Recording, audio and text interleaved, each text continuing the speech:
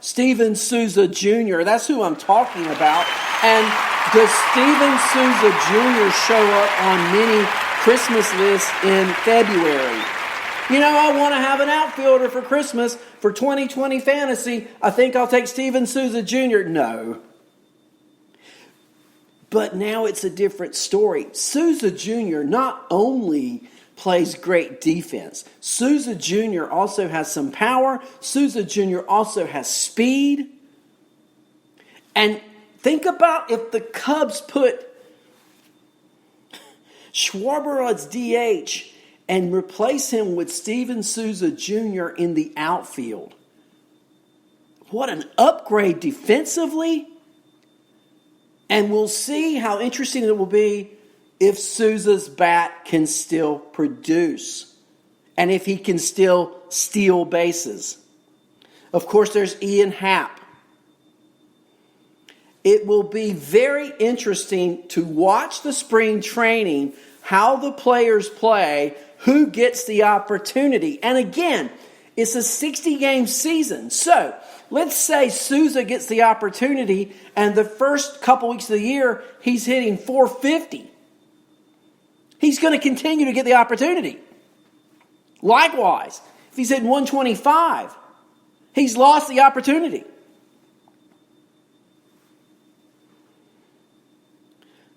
So I think Souza is just a very interesting option as we go forward.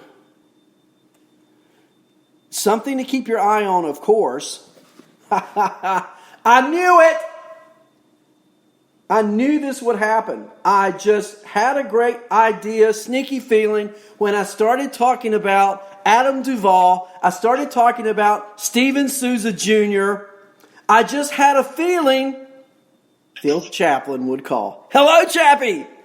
What's up, brother? I'm confused. I know, I told you it was like Beetlejuice the other day, and then you say my name 3 times, I appear. You start talking about the Cubs, I'm going to call you. Well, if you didn't, I would really go into a state of depression like none seen before. So I'm thinking about Steven Souza Jr. What do you think about that thought for a moment, Chappie? Oh, you know what, Arnie? I think that Jed and Tino haven't made a whole lot of moves that have made a whole lot of sense in the past whatever years. But I'll tell you right now, I really do like Steven Souza. I think that, he is one of those players that has done well when he's been able to stay healthy. And, I think he really adds a more well-rounded offensive and defensive outfielder to that lineup. So, but I think you're missing the boat. Can I give you my opinion? Because you're going to talk about your catcher. I know it. Well, yeah, because I think, but I don't want you to miss the point, right? So when I talk about Victor Caratini, I am a big fan of Victor Caratini. But above and beyond that, I'm talking about Contreras' knees and the full offensive profile of Wilson Contreras. That's the guy. He's going to be playing in left field. He's going to be the one that benefits the most in Chicago. So Caratini, if Caratini gets, do you see, okay, and we're talking about possibilities, so I like the fact you brought this up. I mentioned it a moment ago, Caratini could really benefit. Do you think they could split catching duties this year, or do you think Caratini might even actually get more than half of the share? I think he gets at least half of the share. Because when you have an offensive bat like Contreras is, that's the first thing. And then when you have two competent defensive and offensive catchers, that's the second part to it. And then you throw in the fact that you have this added bonus of a DH. I really do think it's a perfect storm for them. Awesome. The Cubs are not unlike other teams. And I guess the point of this show is, I think the National League DH is going to open up doors for not just one player on each team, but possibly a few players on each team. Exactly. And I like the fact that it gives a Robinson Cano possibly days off in the field at his age. I like the fact you could take veterans on every team and put into that category, or as you have with your catcher in Chicago, to save his knees, we'll put him in the outfield. So, the Yankees did that back in the late 90s with their DH slot. If you recall the Yankees back then when they were king of the hill, they didn't have necessarily one set DH. They evolved that amongst different players to give players day off so they stayed fresh. Right. And I guess if you had a player that was just perfect for that role, like a Greg Luzinski, if you will, modern day, but we don't have those players anymore. It's like every team has athletic players who can do different things, and I think it's just going to be like I mentioned Cincinnati. Wow, the options are endless in Cincinnati. I'm sorry, I was kind of prepping for my show. Did you mention Aristides Aquino? I did. One of the 5 players I mentioned for the Reds. Yeah, that's the guy there. Can I give you one guy who I think is a true DH? Sure. He plays out in Arizona. His name's Kevin Cron. We talked about Kevin Cron last year, like every day for 2 months. But you're talking about a guy who could potentially hit right there in that cleanup spot. So, you play him and Christian Walker together, and you're able to play them both. I think that really benefits them. That adds a lot of pop to that lineup. And just to look at Kevin Cron, that guy is mammoth. Yeah, he's the man. He is huge. We gave him props all last year, and he just never got the opportunity, Chappie. Right. Yeah. And another guy we talked about last year, I'm kind of jumping all over this. What do you think about Josh Naylor? Here's the thing. I got that, but the Padres going out and trading for Grisham, that bothers me for Josh Naylor. Okay, because you've already got, to me, the perfect DH in San Diego is Will Myers. Because he doesn't have a position, it doesn't seem. And he can't stay healthy. And we don't really know, my opinion is, we don't really know what Will Myers can do because he's either hurt or there's always something going on with him. He just seems to me to be the logical DH. But they go out and trade for Grisham. You've got Frenchie Cordero. Just what I'm getting at here is you're not as bad as Cincinnati, but you've got a lot of mouths to feed in that outfield. Rank those for me, Arnie. What now? Rank those 4 outfielders in San Diego. Oh, my gosh. Who's the best there? Who's the second? That's a great question.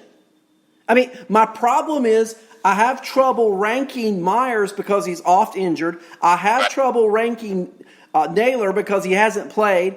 Grisham, I've only seen him half a year. Franchi, I've seen him for 3 weeks and then he got hurt. So I'm really not able to rank that which I haven't seen enough of.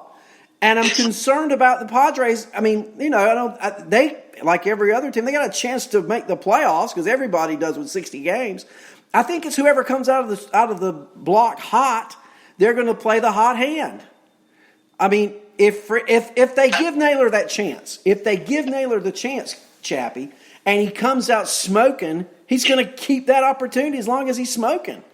He's a great split player, right? No doubt. I don't have those. He kills lefty, right? Correct. Right.